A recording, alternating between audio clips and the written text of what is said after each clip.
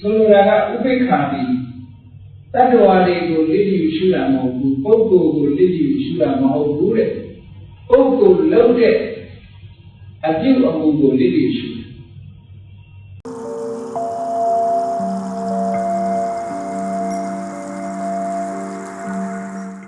ကိုယ်ကိုယ်တိုင်ကိုကပထမငြိမ်းချမ်းကိုယ်ကိုယ်တိုင်ငြိမ်းချမ်းခြင်းပါလို့ဆိုရင်ပါဝဉ္ဇဉ်ကပုဂ္ဂိုလ်ရဲ့အကျိုးကိုလိုလားပါမေတ္တာဆင်းရဲဒုက္ခရောက်လာတဲ့ပုဂ္ဂိုလ်ကိုကူညီပါကရုဏာချမ်းသာလာတဲ့ပုဂ္ဂိုလ်ကိုဝမ်းမြောက်ဝမ်းသာဖြစ်ပါမုဒိတာကဲဒီလောကဆိုချမ်းသာတာလည်းသူတန်တဲ့သူပဲဆင်းရဲတာလည်းသူတန်တဲ့သူပဲစိတ်လှုပ်ရှားမှုကင်းကင်းနဲ့အေးအေးချမ်းချမ်းနေခြင်းနဲ့ဆိုရင်တော့ဥပိ္ပခာဥပိ္ပခာရဲ့သဘောတရားကညမသူမျိုးတွေမှာဥပိ္ပခာကိုအဓိပ္ပာယ်ကောင်းွယ်နေသူကသိပြီးပေါ်ပြတယ်မေတ္တာလည်းအစပါပဲကရုဏာလည်းပါပဲမုဒိတာလည်းပါဥပိ္ပခာဆိုတဲ့သဘောတရားကလူဆိုတာသူကံနဲ့သူဖြစ်တာဆဲသွားရင်လည်းငါဆဲရမလားလို့စိတ်မဆိုးဥပိ္ပခာမှာ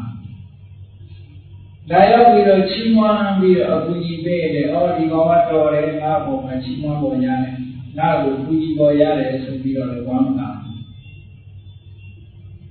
ဆိုလိုတာကစိတ်ကအလုံးကြည်ငြိမ်တဲ့ပုဂ္ဂိုလ်အနေအထားမျိုးကိုဥပိ္ပခာလို့ခေါ်စိတ်ကဒါကြည်ငြိမ်စိတ်ဓာတ်သာကြည်ငြိမ်တာလုံးဆယ်ရှိတာဆိုတော့လုံးဆိုပါတော့တတ္တဝါတူအကူကြီးလို့လေ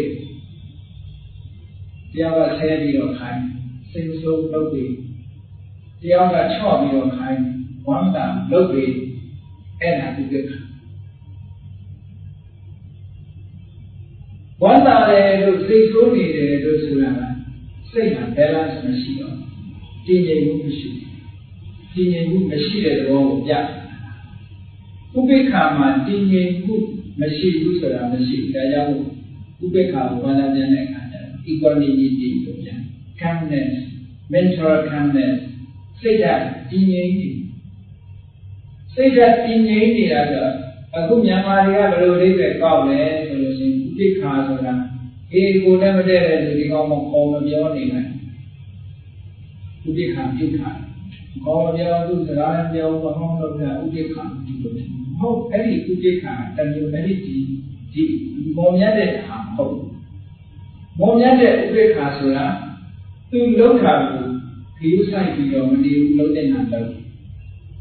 ဓမ္မတကယ်ပြီးဆဲလည်းခီးမဆိုင်ဘူးလုံးတဲ့နာတော့နော်ချီးမွမ်းနေလည်းခီးမဆိုင်ဘူးလုံးတဲ့နာတော့လုံးတဲ့နာကိုလုပ်ပြီးစိတ်ဓာတ်ကတော့တည်တည်ငြိမ်ငြိမ်ထားအဲ့ဒါမှတကယ်ဥပိ္ပခာလုံးတဲ့နာတော့ဆိုလိုတာကဥပိ္ပခာပြီးတတ္တဝါတွေကိုလစ်လျူရှုတာမဟုတ်ဘူးပုဂ္ဂိုလ်ကိုလစ်လျူရှုတာမဟုတ်ဘူးတဲ့ပုဂ္ဂိုလ်လုံးတဲ့အပြုအမူကိုလစ်လျူရှုတယ်ဒီပြောနေတာတွေပြောလို့စီဒီမဆိုင်ဘူးငါလုံးတဲ့နာငါလုံးသွားအဲ့ဒါမှ